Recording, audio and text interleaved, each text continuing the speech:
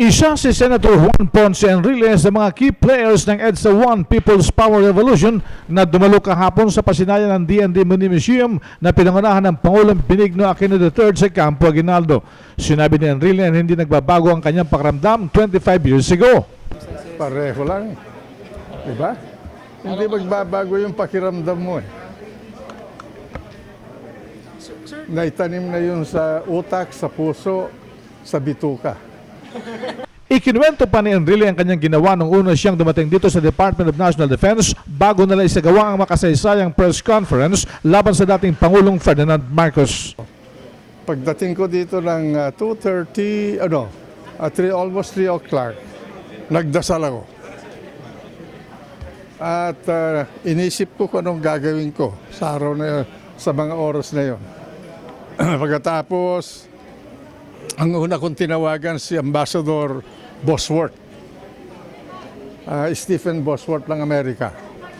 Bakit ko tinawagan siya? Sapagkat kailangan malaman ng Amerika ang mangyayari sa Pilipinas sapagkat Amerika ay alyado natin.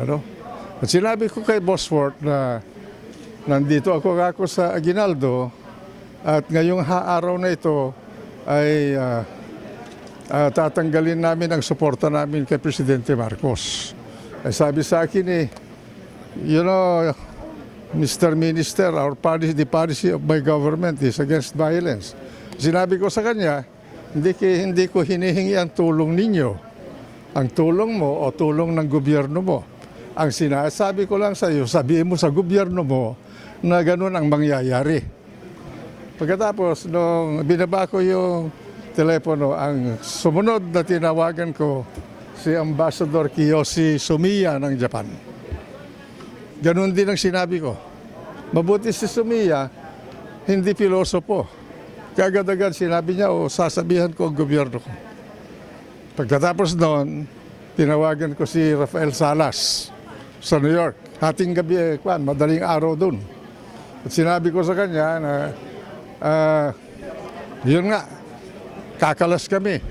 Ay, sabi niya sa akin, Juancho, bakit mo gagawin yan? Baka mamatay ka. Sabi ko, kalimutan mo na yung usapan na yan. Kako, nandito na ako eh.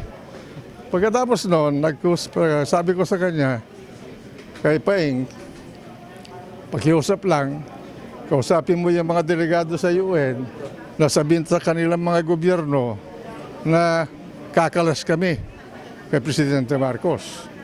At magkakaroon ng malaking gulo dito sa Pilipinas. Si Senate President Juan Ponce Enrile. Sinabi pa ni Enrile na yun na ang simula ng makasaysayang EDSA People Power Revolution na naging daan upang mailagay sa pwesto si Ginang Corazon Aquino. RH 911, Bing Formento ng DCRH Nationwide.